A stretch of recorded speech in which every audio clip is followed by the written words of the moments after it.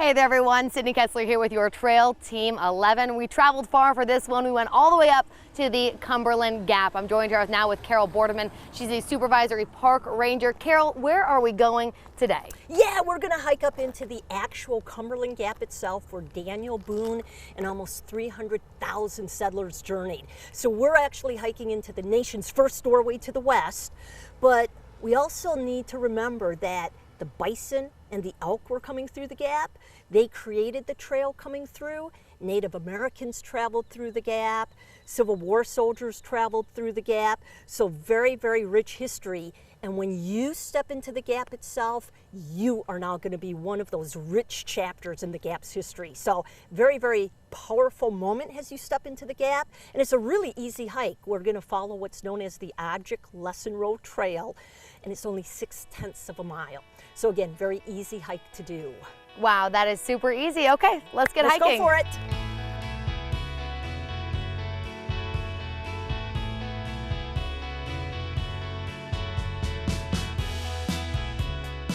Carol, I see we're coming up here to a sign. What's this for? Yeah, and this really talks about what the Object Lesson Road was. And again, that's what we've been walking.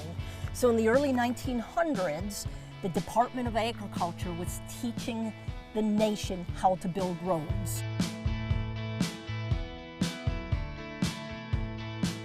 Sydney, little side trail here that you see is being developed by other walkers, and we're just going to take it because I want to point something out. Doesn't lead far, but you will see, I just love this, that we are right above this huge gully. Now when the highway came through the Cumberland Gap, again, highway ran right at this point. So wait, there was a highway right here? Yes, this is where 25E was located before the tunnel opened up. So the highway came across through this open corridor. And you can see the trees are starting to come up. But when the highway was there, when the highway was originally built, this entire gully had been filled in. Filled in with what? Just fill material, dirt, rocks. Oh. So when we went to restore the Cumberland Gap after the tunnel opened up, we had to go in and dig all of this out.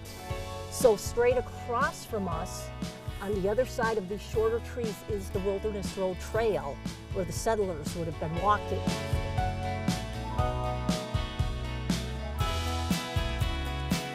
Look at this though. Here's some deer hair. Oh, look at that. Yeah, so deer really frequent this trail also. Oh wow, what other animals can you expect to find here? Oh, possibly a bear. We do have a bear population here in the park.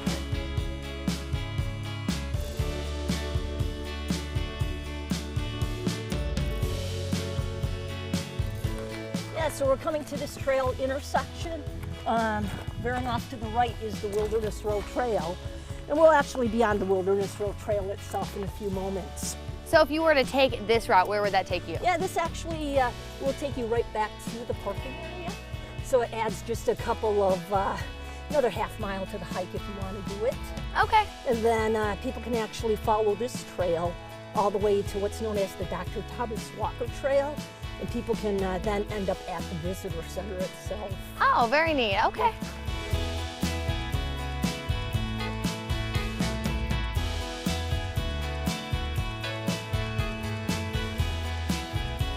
Carol, I see we have another trail entrance here. Where does this one go? Yeah, so this is called the Harlan Road Trail. During the Civil War, everybody thought this would be the most strategic point during the Civil War because of the rugged topography though. Supplies could not be sent to the troops stationed here. But the Harlan Road Trail is what the soldiers would have followed. Oh, and wow. You had the Union here, you had the Confederate here, of course at different times. But each side occupied this area twice. You could also walk the Harlan Road Trail on up to the Pinnacle Overlook.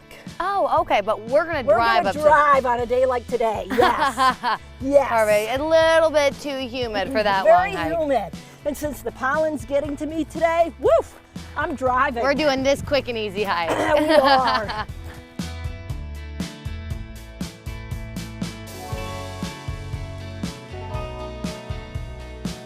Well, Carol, it says this is the historic Cumberland Gap, but it doesn't look like much. No, it does not at all. But keep in mind, this is a natural low point in the mountain range, 800 feet lower than the rest of the mountain range. Bison and elk, imagine them coming through. Imagine the Native Americans, the Cherokee and the Shawnee. They were coming from as far south as what is now Florida, heading on up into Michigan. So this was actually a trade route. And then the settlers, Daniel Boone came through, Civil War soldiers, and then eventually just the modern world. So many, many chapters. And now you are one of those rich chapters. Wow, look at that. You are standing on the footsteps of those animals and peoples. And it's very, very cool. How neat is that? So while it may not look like much, there is a whole lot of history right here at this spot. Yeah. Well, that was such an easy hike to a super historic area in our region. And you can go off to so many different hikes from there. Yeah, you sure can. It's a sweet hike again. Sweet. But for right now, we're gonna go drive up to an overlook that you say is one of the best. Yeah, it's the Pinnacle Overlook. It's only a 2-mile drive from this point. So again, both the hike and the overlook access from the same road. It is easy. Fantastic, let's drive there. All right.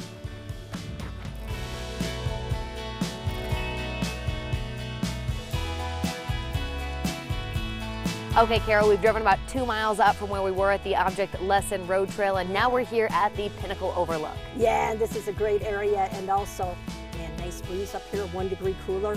We're gonna walk 600 feet out to the overlook. Parking is in Kentucky. In a few moments, we're gonna be in Virginia.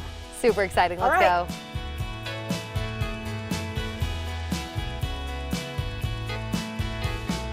Okay, we're coming up here to a bridge. What's this? Yeah, so this is the accessible trail. And again, only 600 feet out, an easy trail to do, so anybody can come on out to the Pinnacle.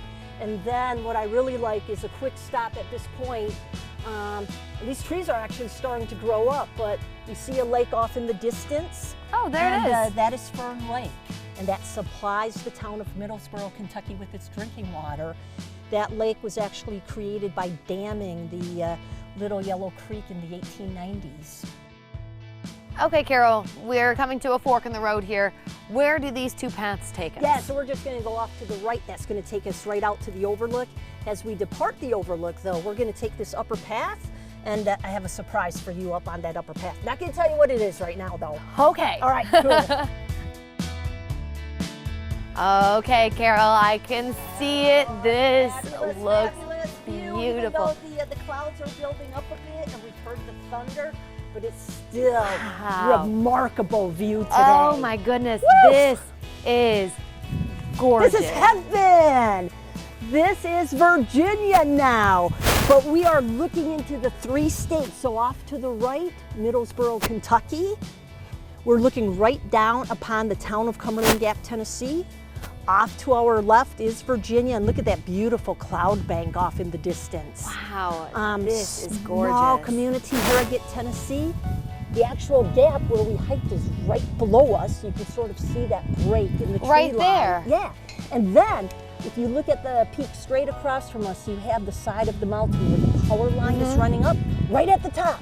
That is the point where Kentucky, Tennessee, and Virginia meet. So that's your Tri-States peak? Yes, yeah.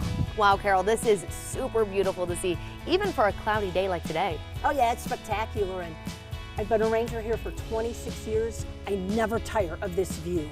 Man, what a gift I have every single day.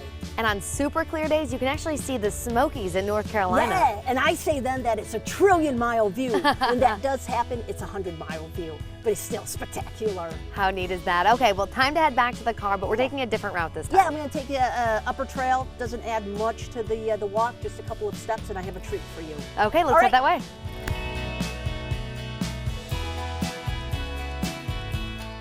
Okay, no bridge, we're going up the hill this time. Hey, look at that, is this treat you were talking That's the about? treat, the Kentucky-Virginia line.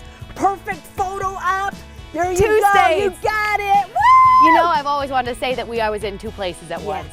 Oh, that's very cool. And what a perfect place to be. How very neat is that? Kentucky and Virginia. Now to head back to the car, we have to enter into Kentucky again. Yeah, we do. Yep, so step on over, I'm in Kentucky. We're here. All right, and now just a short walk back to the parking area.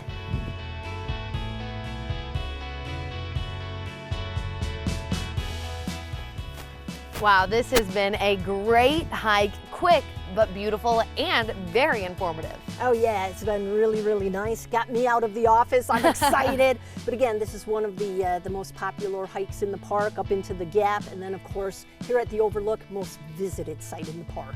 Now, Carol, if someone's coming all the way out here and they want to do something just a little bit more strenuous, what would you recommend? Oh man, we have 85 miles of hiking trail in the park. We have a beautiful hike going up to what's known as White Rocks and Sand Cave. 8 miles again, 2,000 feet, first 2 miles of the hike, Huffer Puffer Trail. Wow. Again, we have something for an hour-long walk, an all-day jaunt, an overnight excursion into the backcountry. This park is for everyone. Fantastic. Carol, thank you so much for joining us. This is a blast. And thank you for joining us here on this Trail Team 11. Of course, if you want to find this full hike, just head on over to our website, wjhl.com/trailteam11. Happy hiking, guys.